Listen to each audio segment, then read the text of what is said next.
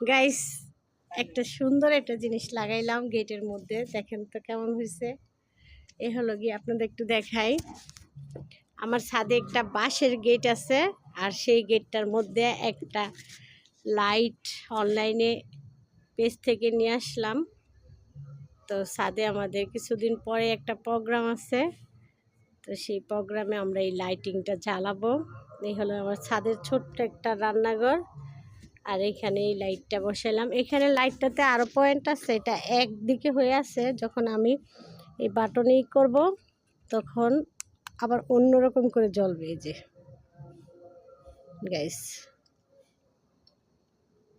আরেকটা পয়েন্ট দিলে এইভাবে। এখন বন্ধ বন্ধ, এটা বেশি সুন্দর হয়, জলে নিবে জলে নিবে।